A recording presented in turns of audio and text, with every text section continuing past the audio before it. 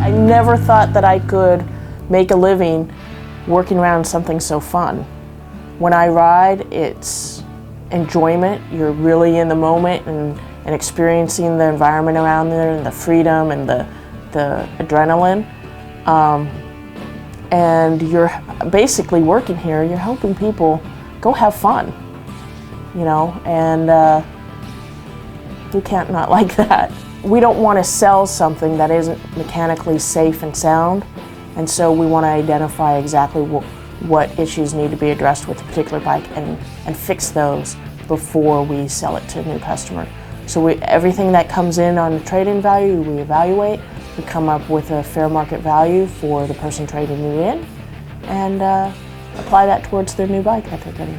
When times are tight, people aren't looking to spend a lot of money, and when times start opening up and people have spent several years, maybe unemployed or maybe not having a lot of money, then after that there's this desire to go have fun, go enjoy themselves, and that not everything is just about paying your bills and everything, but to go enjoy life.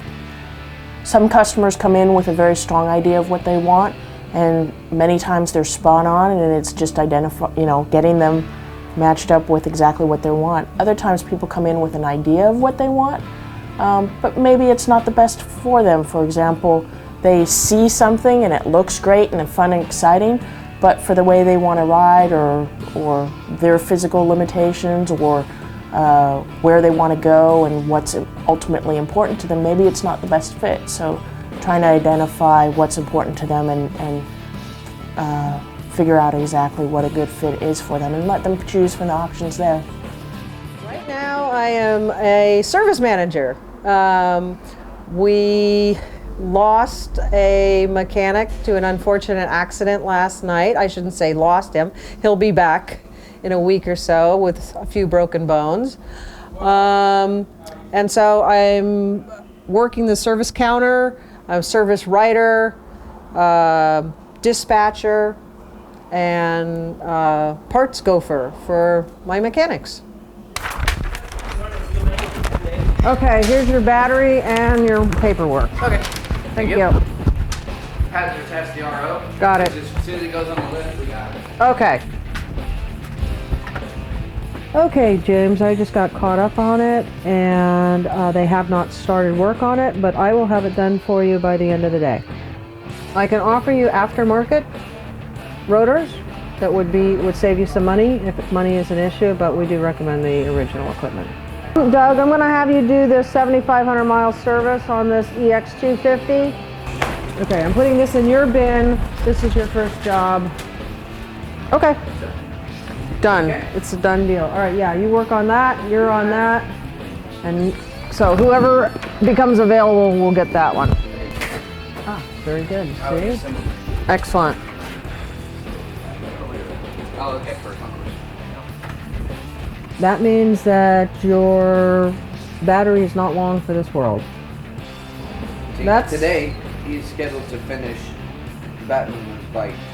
He started that already. Okay. So that's already done. So I have this. So I know we weren't planning on doing Ellis's bike until here. Right, and it's so he can do Ellis's tomorrow. I'm gonna throw services at him all day. There you go. Okay.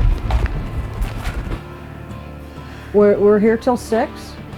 If you give me a call and let me know that you're running late, I'll wait for you. I'm not going to be able to get to that today. No, probably not going to be able to. Well, as far as I know, I just got the parts.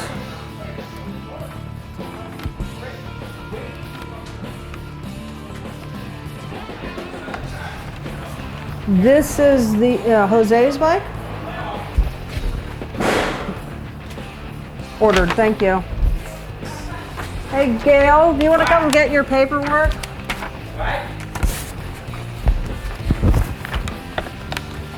Get your paperwork off there before it gets lost.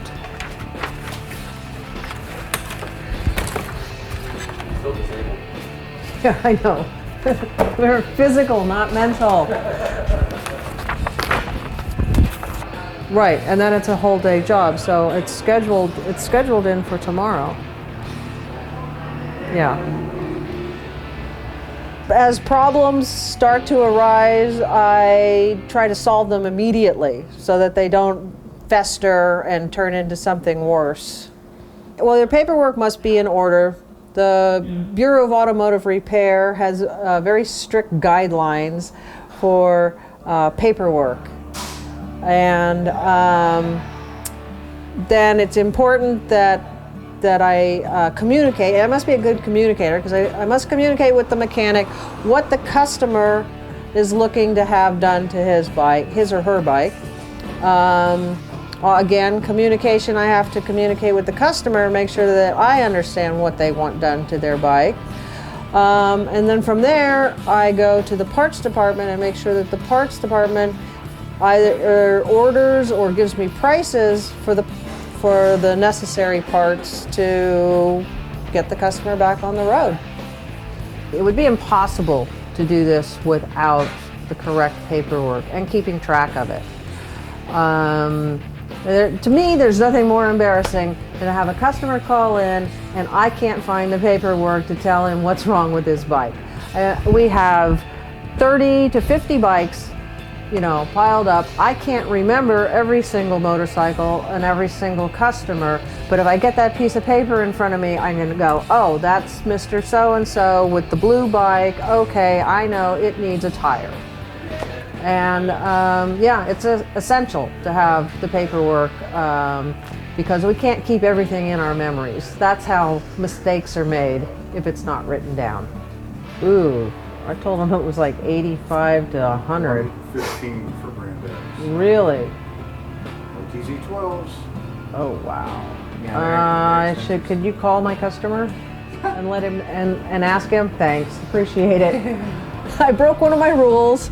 I try not to quote parts for that exact reason, because you just don't know. You might have a rubber washer that looks like it's a 50-cent part, but it's gas resistant. So now it's a $15 washer. So you just never know. And you get it from one manufacturer as opposed to another bike OEM, and so you don't know. So that's why we let the parts department take care of the prices and the parts and the ordering, and they really do a spectacular job of keeping track of parts. Most of the people that are buying new bikes today have no experience working on bikes, and most of the time they have our shop do it. The other big change is the computerization of everything. It's much easier to give people a better idea of what's available and when they can get it. There's multiple sources for pretty much anything, but some lines are exclusive to some distributors and things like that, but pretty much there's half a dozen sources you can get everything from. Given the choice, I will always put OEM stuff on my bike if I can, but when people want to personalize it, then it opens up a whole different realm, and it there's, like anything else, there's different grades of quality on the aftermarket, and kind of have to help them sort out what we have found works and what doesn't. I'll give you an example. There's certain exhaust systems that we sell that some that fit right on with a minimum of problems, and other ones that the service department would not like to see again. And so you learn from pretty much practical experience, and everybody here that rides certainly tests tires and lubricants and polishes and things like that. And you develop your own favorites too. Probably the biggest difference is the electronics and the things you can buy to modify the performance of the bike like that, rather than hardware in the old days. But hardware is still part of it too. The biggest problem, I would say, is that people are not aware of the vehicles they actually own, and kind of have to They either don't know what year or model or exactly what they want, but things like that. But you can figure it out after a while. There's usually ways of finding out without too much drama. Sometimes you surprise people with what you have, and sometimes they're surprised that you don't have it in stock. But if they really stop to think what they need, how many people need that all the time, or there's a lot of rare stuff that people need that's not practical to stock, but there are other things that people go through on a daily basis that if you don't have in stock, you look like an idiot. So you try and keep a balance of that. No, it's just a great place to work with a lot of good people to work with, and it's probably the secret of why we've been here so long, is that everybody tries to work together and solve problems before they become real problems. No, motorcycles are definitely getting harder to work on. They're getting very complicated. The electronics on them are getting more and more sophisticated. In some ways, they're making it easy to diagnose a lot of the issues that you might have, but on a lot of the sport bikes, especially, getting the bodywork off and getting to the actual engine is getting so difficult because they pack such a small engine in a tight frame. There's no space around it. It's challenging. Some of the bodywork to remove these days is pretty complicated. And if you don't know what you're doing, you're going to break fairing pieces to get it off. So, you might think you're saving money, but then you might break a couple fairing pieces, and if you want it fixed, it's going to cost you $100 for a fairing piece. If you have an electrical problem on some of the newer bikes, they have systems. Yamaha's got a nice system on their meter that you can actually diagnose. Kawasaki and Suzuki and Honda all have hookups to laptops, programs that you can run to check the engine components, which is great, but it doesn't cover all the issues you might have. I've been doing this for 40 years now, 40 years. Intermittent electrical problems, if you don't have a problem that's failing on the bench, it is so difficult to chase those down. So, but after a while, with certain motorcycles, you can get an idea. If it exhibits certain characteristics, you can kind of narrow it down. But it's very time consuming, and it can cost the customer a lot of money if it's not doing it all at once. It's way better to have a dead motorcycle than one that's running and not causing issues at the time. So you kind of have to educate people, I think, on, they think it's only going to cost a couple $100 to fix their motorcycles, and anymore gets very expensive. Especially on older stuff that, people hadn't ridden. It's like what Brock's working on over there. He's got an 80s motorcycle, and the guy's owned it since it was new. And, it's been paid for decades, but it's got many, many issues now, and he just keeps pumping money into it. So, as long as he realizes that he's never going to get his money out of it again, then that's fine. But if it gets more expensive than it has been the last couple times, it's been $300 or $400, then we can deal with that. But if it gets $1,000, then you got to say, buddy, you're throwing money down the toilet here.